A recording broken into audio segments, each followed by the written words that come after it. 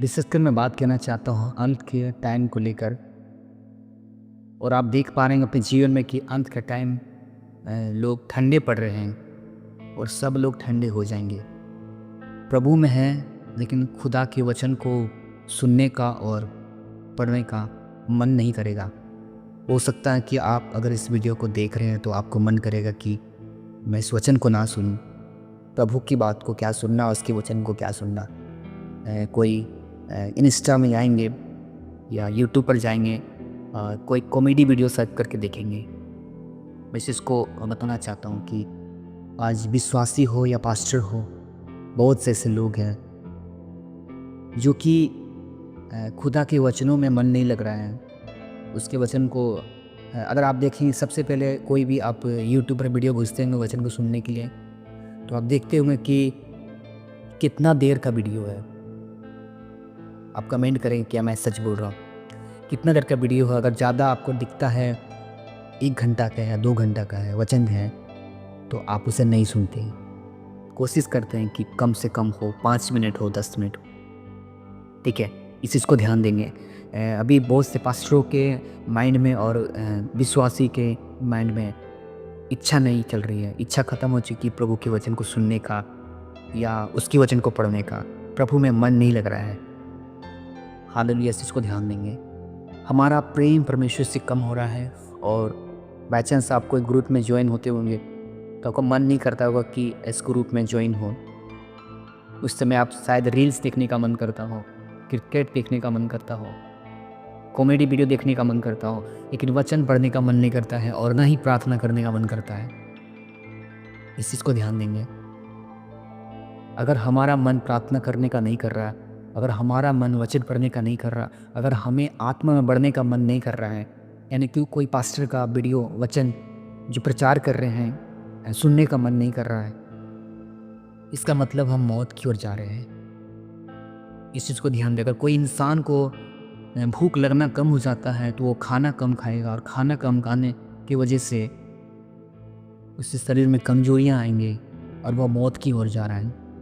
इसका साफ मतलब है कि अगर आपको भूख नहीं लग रहा है, आप खाना नहीं खाएंगे।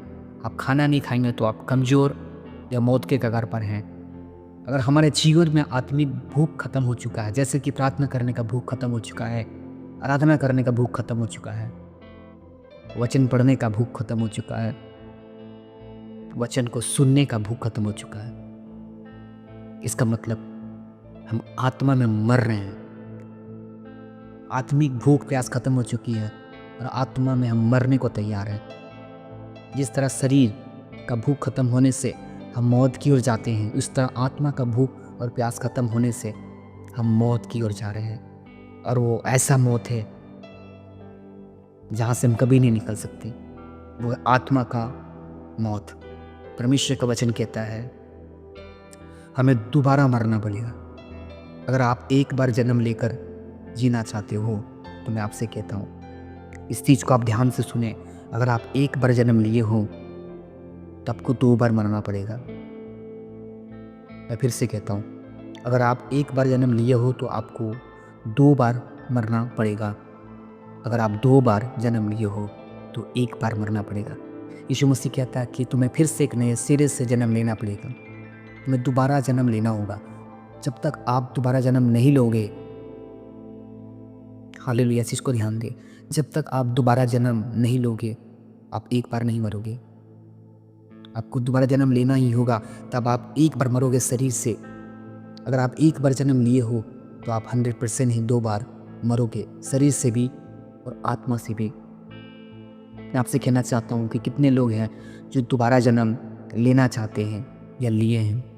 मैं इस चीज़ को भी क्लियर करूँगा आप में से बहुत से लोगों के मन में, या अभी जो आप मेरे वीडियो को देख रहे हैं, आपके मन में ये चल रहा है कि दोबारा जन्म लेना क्या होता है, कैसे दोबारा जन्म लें जिससे कि हम एक बार मरे।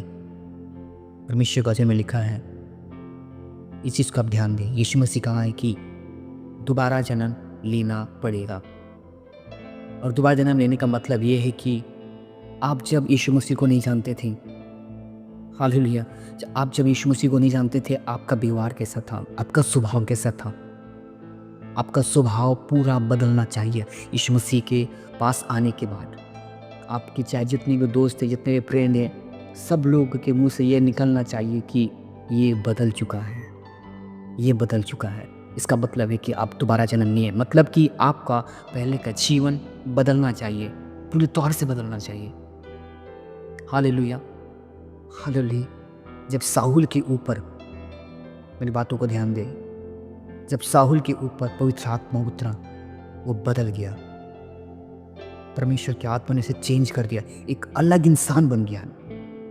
मैं आपसे कहना चाहता हूँ, अगर आप मसीह में आने के बाद, खुदा में आने के बाद भी आपका स्वभाव चेंज नहीं हुआ है, आप नया जन्म नहीं लिए हो, और प्रभु का वचन कहता है जिन्होंने भी नया जन्म नहीं लिया वो परमेश्वर के राज में नहीं जा सका, वो नहीं जा पाएगा।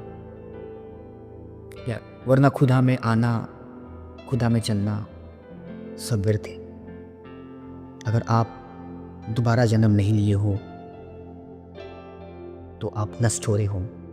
मैं आप सबों से कहना चाहता हूँ, यूट्यूब पे बहुत सारे वीडियो मिलेंगे आपको, सब अलग अलग वचन को देंगे, सबको परमेश्वर जैसा प्रकाशन दिया, सब अपने अपने वचन को देते हैं। लेकिन मैं एक बात कहना चाहता हूँ, केवल एक चीज़ फॉलो करें, एक चीज़ को माने, और वो है कि आपका दोबारा जन्म होना चाहिए। आपका व्यवहार, आपका स्वभाव, अगर आज खुदा में है, आप खुदा में चलते हैं, लेकिन आज भी आपका स्वभाव चेंज नहीं हुआ है, आप अपने स्वभाव को नोट करें। जब आप संसार में थे तो आपका स्वभाव कैसा था? संसार में आप झूठ बोलते थे, क्या अभी भी झूठ बोल रहे हैं? संसार में आप गालियाँ देते थे, क्या अभी भी गालियाँ दे रहे हैं? संसार में आप चुगलियाँ करते थे, क्या आज भी आप चुगलियाँ कर रहे हैं? संसार में आप नशे करते थे, क्या आज भी आपके जीवन में नशे हैं? आप जब संसार में थे उस चीज़ को नोटिस करें, क्या आप अपने जीवन में क्या क्या करते थे, और आप जब खुदा में आ गए हैं अब नोटिस करें कि आप क्या क्या करते हैं, और कौन सी चीज़ अभी भी पहले वाली स्वभाव में से है, और कितना आप नया बने हैं।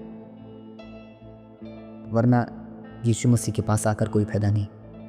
यीशु मसीह आपकी आत्माओं को बचाना चाहता है, शरीर से महिमा लेना चाहता है।